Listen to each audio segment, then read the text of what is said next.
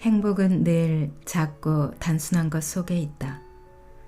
나를 행복으로 이끄는 것은 새소리에 잠깬 여름 아침, 자두 한 알, 탁 트여 빛나는 바다, 깊은 숲이 있는 산속 고요, 대숲에 사락거리는 바람소리, 아름다운 시로 가득 찬 시집 한 권, 갈증 날 때 차가운 물 한 잔, 모르는 여인의 친절한 미소, 누군가의 배려와 호의, 우정, 건강한 정신과 신체, 숙면, 산책, 따뜻한 담요, 여행지에서의 기분 좋은 1박.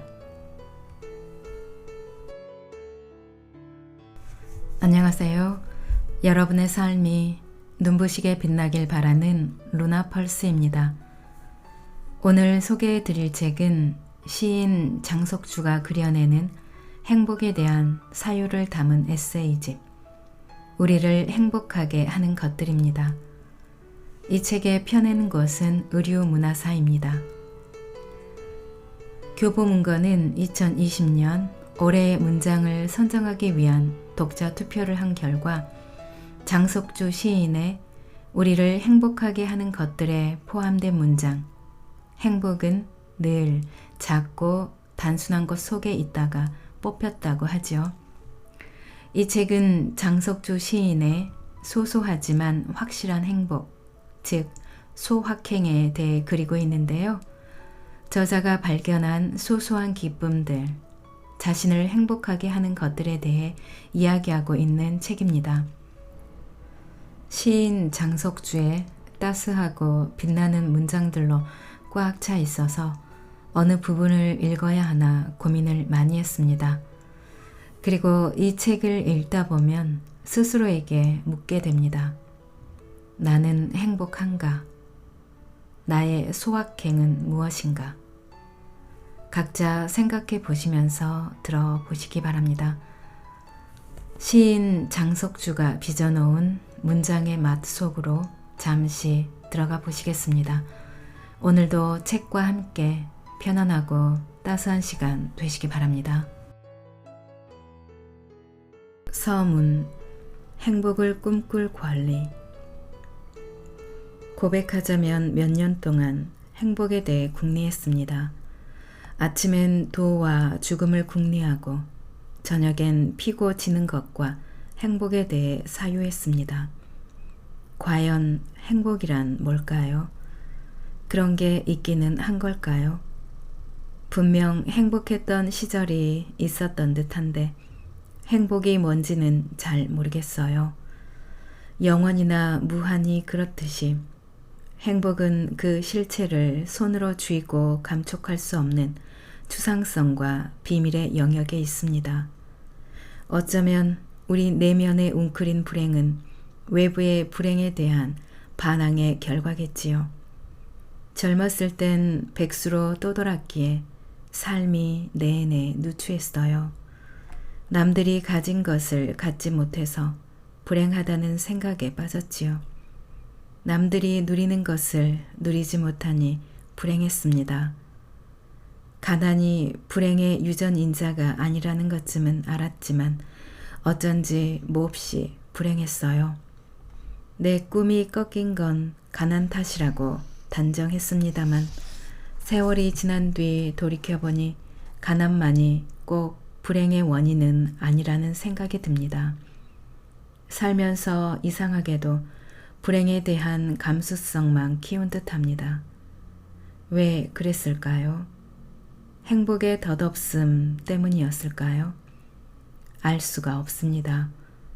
분명한 것은 행복보다는 불행에 대한 감수성이 더 잘 발달하고 그것이 어느덧 내면 기질로 고착되었다는 사실이지요. 우리를 불행으로 내몬 것은 부재와 상실의 실감이 여러 겹으로 누적된 탓이 아닐까요? 돈이 없어 접었던 꿈들, 배고픔, 죽음과 이별, 나를 스쳐간 많은 기회들. 하지만 불행이 나를 시인으로 키웠어요. 행복했더라면 시 따위는 거들떠보지도 않았겠지요. 불행 앞에서 스스로를 낮추고 불행을 겪는 가운데 타인의 고통에 대한 공감 능력도 커졌어요. 불행이 마냥 나쁜 것만은 아니라는 뜻이지요. 당신이 겪은 불운과 불행에 주눅이 들거나 절망하지 않기를 바랍니다. 쓴 맛을 아는 혀가 단맛에 더 예민해지는 법이지요. 혁명 직전에 희망이 부풀고 혁명의 달콤함이 최대치에 이릅니다. 불행은 끈덕지게 길지만 행복은 번개와 같이 찰나를 스치고 지나가지요. 행복의 찰나는 너무 짧아서 그걸 인지하지 못하는 사이에 자주 놓치곤 했는지도 모릅니다. 행복의 황홀경 속에 미량의 슬픔이 녹아 있어요. 어떤 사람은 가장 아름다운 풍경을 바라보는 순간 울음을 터뜨립니다. 그 아름다움을 영원히 가질 수 없다는 슬픔은 큽니다.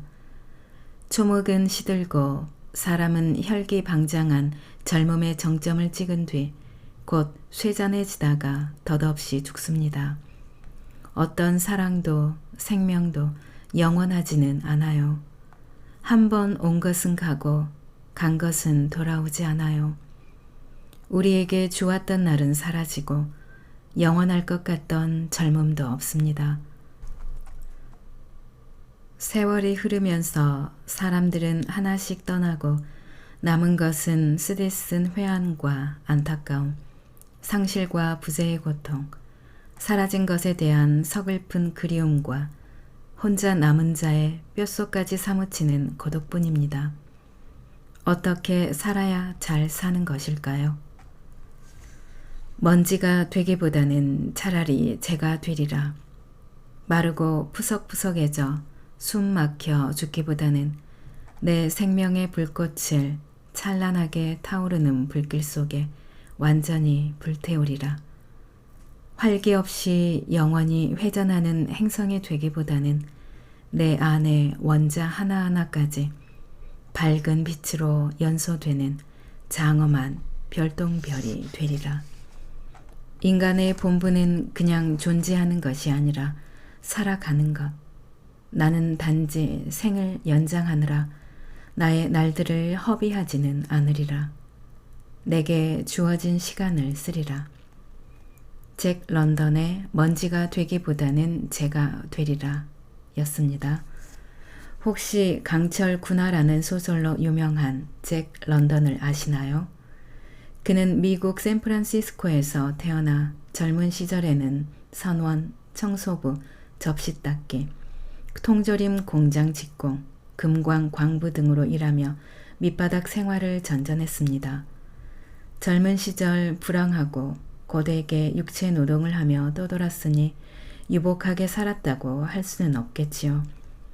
어느 날 동네 도서관에서 로빈슨 크루소를 읽고 작가가 되기로 결심하고 엄청난 양의 책을 읽어 치웠지요.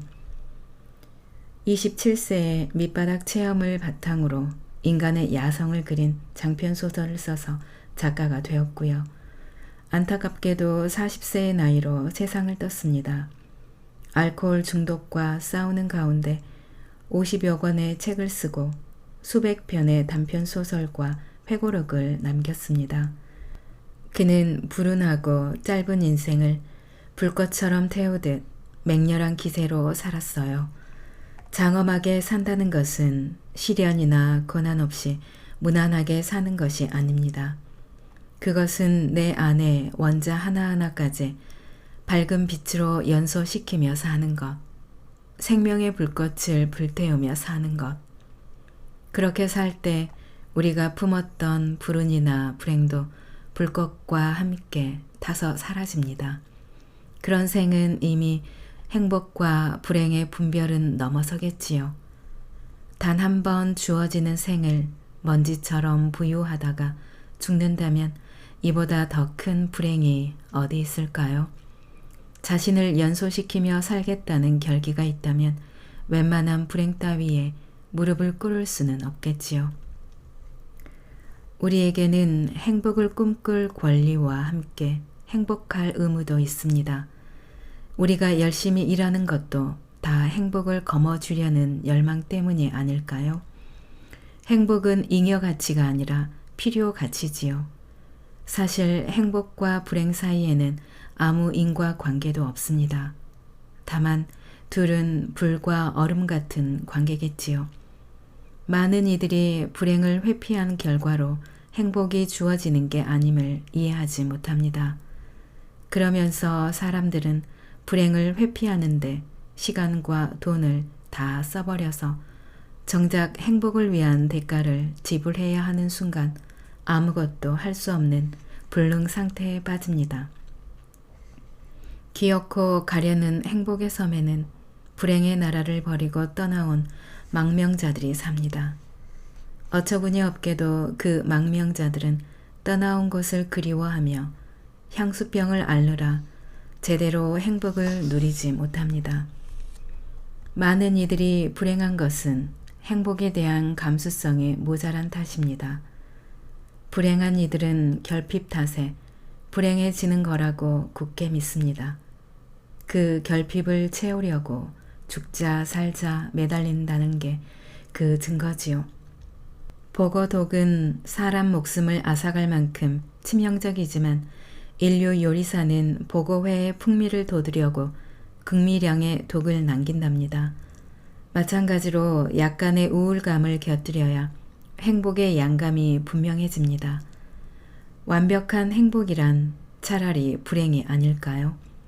행복을 실감하려고 일부러 우울해질 필요는 없겠지만 부족한 듯한 행복을 살펴 누릴 줄 알아야 합니다.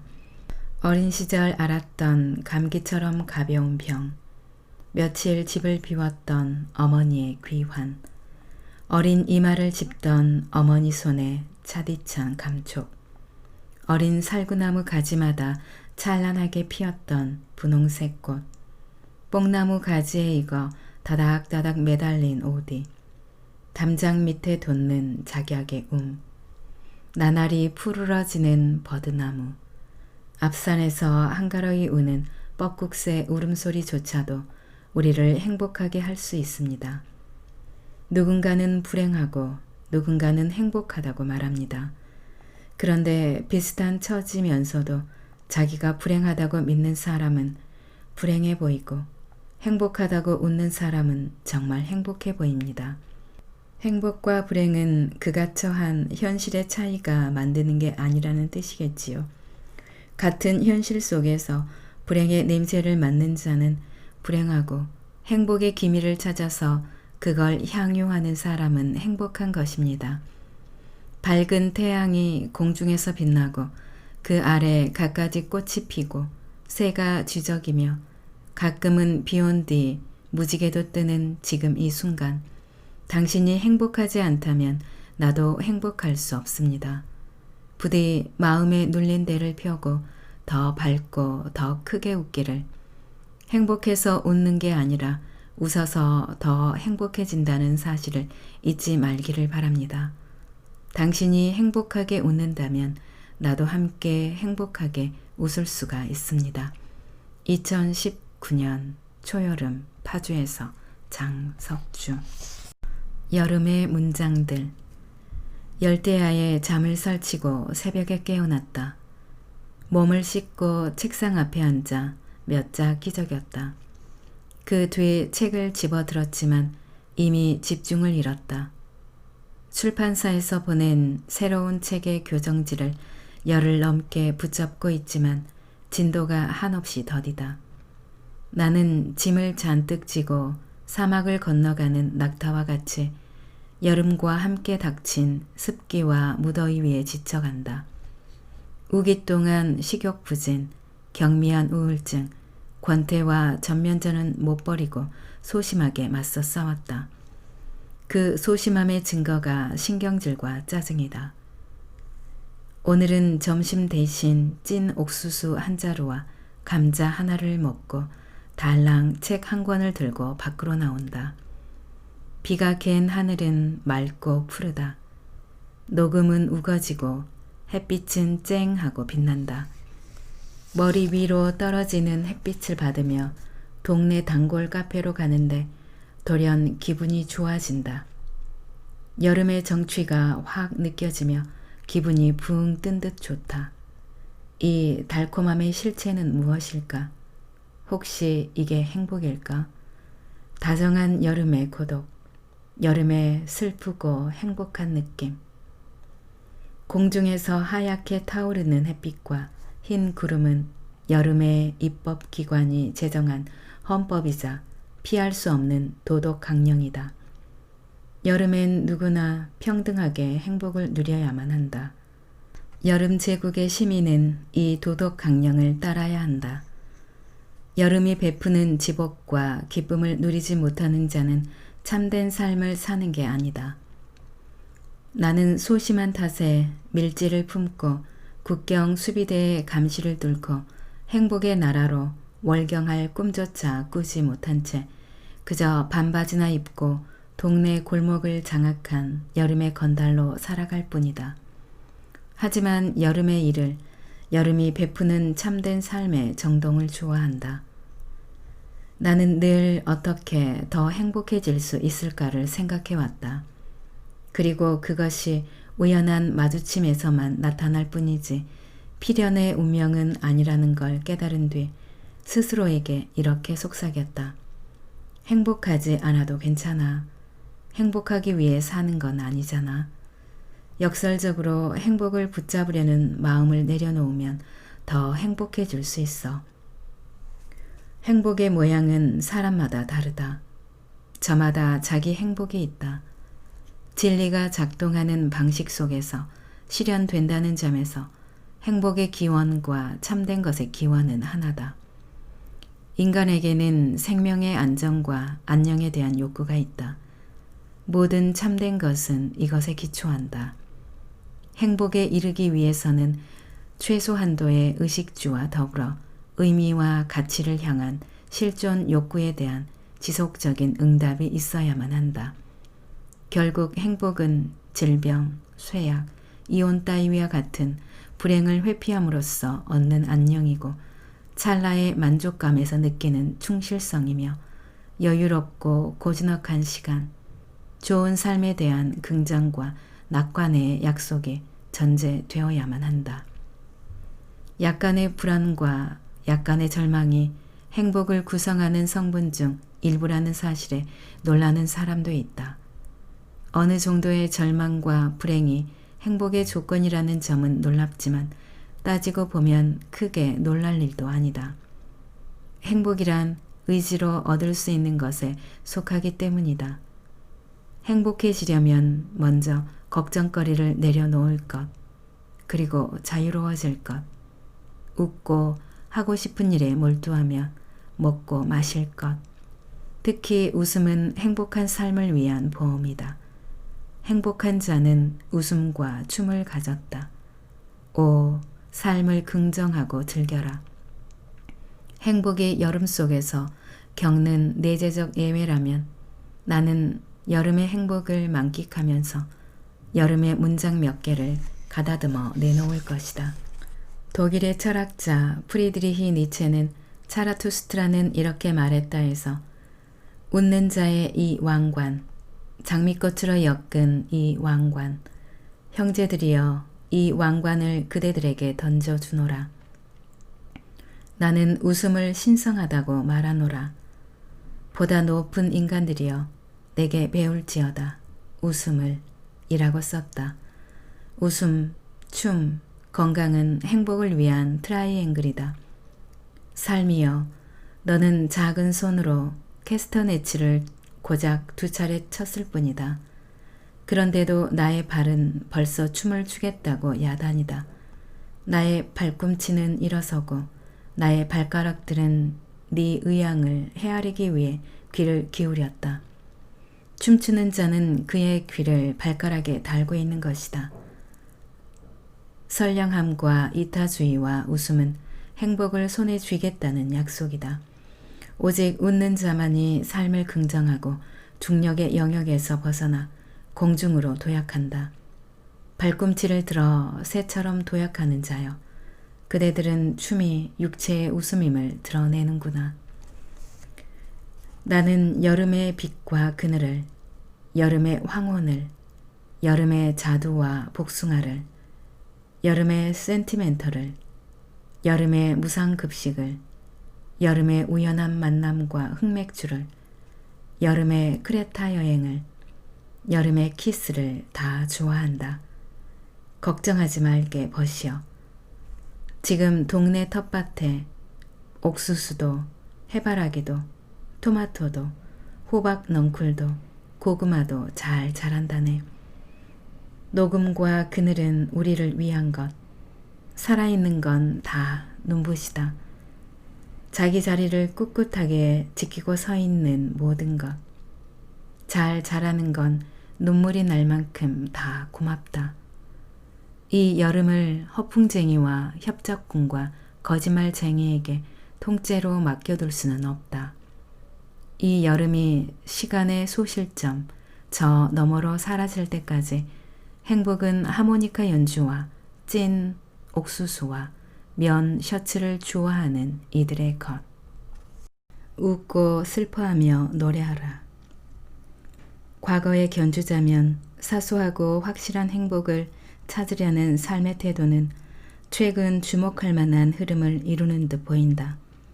이것은 공허한 행복이 아니라 손에 쥐고 실감할 수 있는 행복에 제 삶을 비끌어매려는 태도와 연관된다.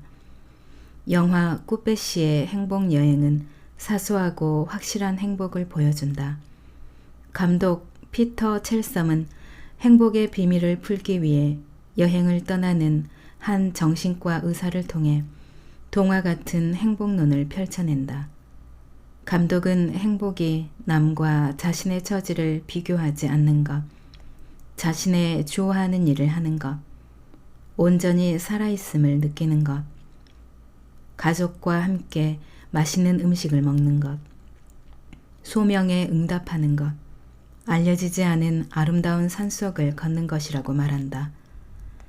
두세페 토르나토레 감독의 시네마 천국도 무슨 일이든지 자기 일을 사랑하는 데서 행복을 찾을 수 있다는 아주 또렷한 전언을 보여준다. 가난한 시인 천상병은 행복이란 시에서 나는 세계에서 가장 행복한 사나이다 라고 호기롭게 외친다. 그 행복의 근거로 집, 아내, 막걸리, 무자식, 하나님이란 백을 든다. 한마디로 집과 아내가 있고 시인이라는 명예가 있고 막걸리 마실 용돈이 있으니 부족한 게 없다는 말이다. 어쩌면 누구보다 더 참담한 불행의 조건에 처해진 시인의 입에서 터져 나온 말이니 동양적 자족의 철학에 바탕을 둔 초긍정주의 행복론은 기이한 감동을 남긴다. 사치와 환상을 좇는 것을 행복이라고 말하는 사람도 있지만 잘못된 생각이다. 사치와 환상은 행복의 실체가 아니라 포장지에 지나지 않는다. 물질을 바라고 구하는 것, 물질의 규모를 키우는 삶은 결코 우리를 행복으로 이끌지 못한다. 철학자 스피노자는 모든 불행과 정신적 고뇌의 원인은 정신이 물질에 대한 애착과 결부되어 있고 불가능한 것을 가지려 하는 데서 비롯된다라고 전곡을 찌른다. 우리 정신이 물질을 탐하는 한 행복은 가까이 오지 않는다. 도리어 어떤 불행과 고뇌는 물질에 대한 집착에서 비롯한다. 물질에 매인 정신만큼 끔찍한 것은 없다. 탐욕은 자기를 삼키고 이윽고 타인마저 삼킨다. 탐욕에 빠진 정신은 흉측한 괴물로 변해 이웃을 고통스럽게 만든다. 지금 세계에는 기아와 살인과 재난에 둘러싸인 채 불안과 절망 속에서 허덕이는 사람은 얼마나 많은가. 또한 삶은 얼마나 짧고 비천하며 슬픈가. 불꽃은 아름답지만 곧 차갑게 식은 재로 변한다. 꽃은 화사하지만 이내 시들고 달은 둥글게 차올라 빛나지만 곧 야윈다. 인생에서 아름다움은 금세 퇴색하고 젊음은 빨리 지나가며 모든 사랑은 시든꽃이 지듯 사라진다. 곁에 영원히 머무를 것 같던 친구도 언젠가는 떠난다. 우리는 혼자 남아 자기 삶을 견뎌야만 한다. 삶은 행복보다는 견뎌야 할 것, 늘 초극을 재촉하는 그 무엇이다. 우리 삶을 직조하는 시실과 날실은 불행과 슬픔이다. 우리는 늘 삶이 펼쳐놓은 비극과 불행에 맞서 싸운다. 그 싸움에 이겨야만 행복은 겨우 한 줌의 안식으로 다가올 뿐이다. 러시아의 대문호 톨스토이가 쓴 안나 카레니나의 행복한 가정은 고만고만하지만 무릇 불행한 가정은 나름으로 불행하다라는 첫 문장은 널리 알려져 있다. 이 문장은 모든 행복과 불행이 가정에서 비롯된다는 중요한 암시를 함축하고 있다. 단란한 가정은 험한 폭풍우 치는 세상의 유일한 피난처이자 안식처다. 불행을 안고 있는 가정에서는 행복할 수 없다. 사랑은 음습하고 사악한 불행의 그림자를 물리친다. 그런 까닭에 사랑으로 이룬 가정은 지상 천국이다. 행복은 공허한 삶의 저 반대편에 있다. 행복은 고귀한 야망이자 찰나의 몽환, 강렬한 감정, 불가능한 도취이기도 하다. 행복을 긍정적인 감정의 전율이라고 할 수 있다면 그 실감은 어떤 느낌일까? 작가인 뱅상 세스페데스는 이렇게 말한다. 행복을 느끼는 순간 나는 알 수 없는 신비한 힘이 나를 충만하게 채우는 듯한 기분에 사로잡힌다. 마치 나의 육신이 땅구멍 하나하나를 통해 세계를 흡입하며 그 과즙을 빨아먹고 있는 듯한 기분에 휩싸인다. 행복을 느끼는 사람은 세계를 빨아들이며 자기의 자아를 한껏 확장시킨다. 슬픔이나 불행이 삶을 축소하고 해체한다면 행복은 충만 속에서 자기 존재를 세계 저편으로 확장한다. 뱅상 세스페데스는 다시 우리에게 이렇게 묻는다. 맑게 갠 날 더 이상 우리가 저 둥그스름한 지평선을 바라보지 않게 된 것은 대체 언제부터일까요? 아마 바로 그 지점부터 우리는 행복을 누릴 수 있는 권리와 능력을 상실하는지도 모른다. 행복은 물질적 형편의 문제가 아니라 사소한 것 속에서 느끼고 향유하는 능력에 깃드는 무엇이다. 살아있음 자체에서 순수한 기쁨을 느끼고 그것이 지속되리라는 신뢰 속에서 만끽하는 감정이다. 행복은 늘 작고 단순한 것 속에 있다. 나를 행복으로 이끄는 것은 새소리에 잠깬 여름 아침, 자두 한 알, 탁 트여 빛나는 바다, 깊은 숲이 있는 산속 고요, 대숲에 사락거리는 바람소리, 아름다운 시로 가득 찬 시집 한 권, 갈증 날 때 차가운 물 한 잔, 모르는 여인의 친절한 미소, 누군가의 배려와 호의, 우정, 건강한 정신과 신체, 숙면, 산책, 따뜻한 담요, 여행지에서의 기분 좋은 1박.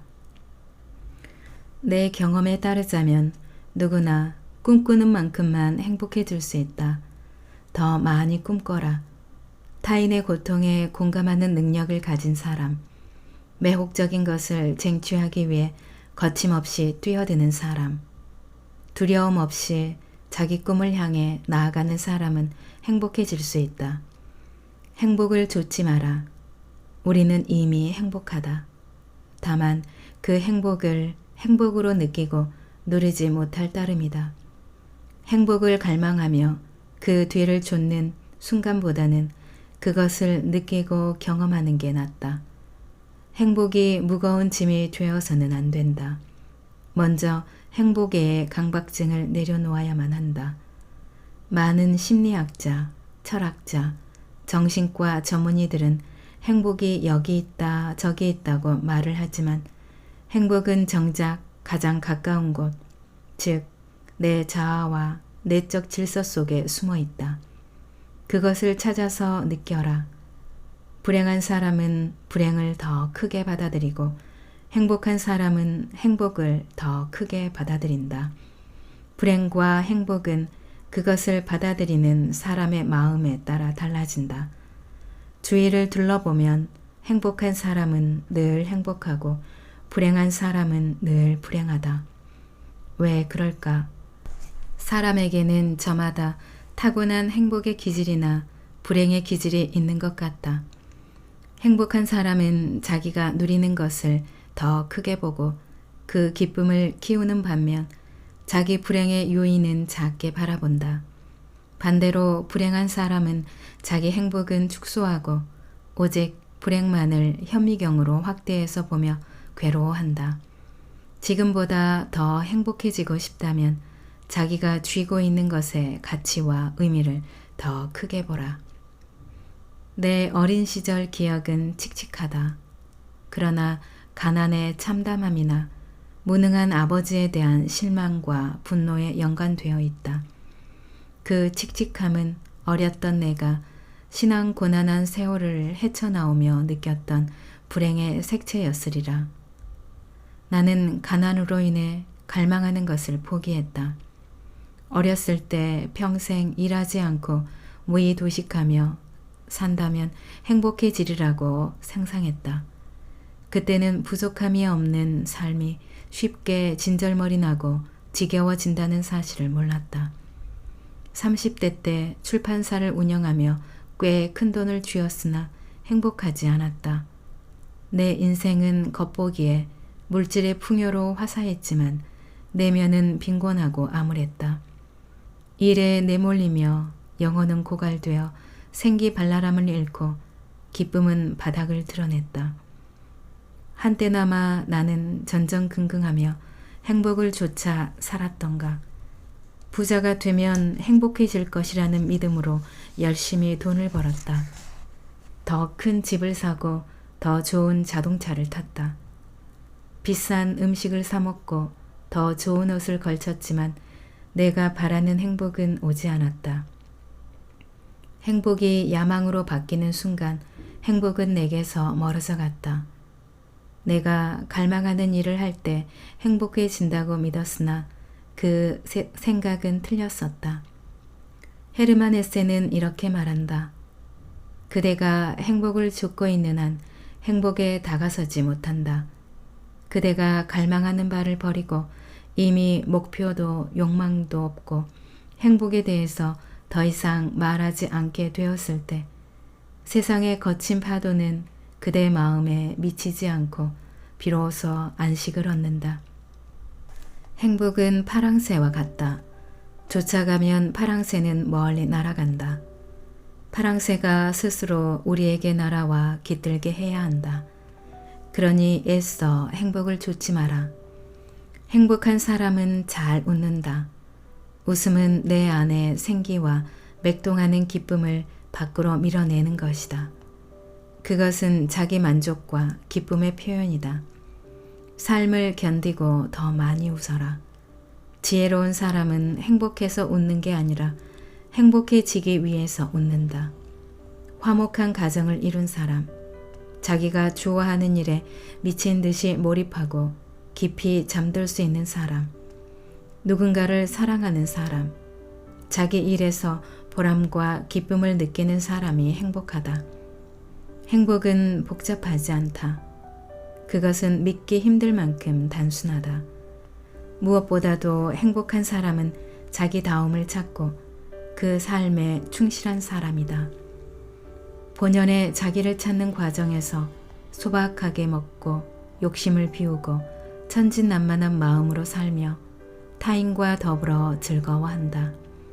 그렇게 하루하루를 기쁨과 보람으로 채우는 삶에 행복의 파랑새는 날아와 깃들리라.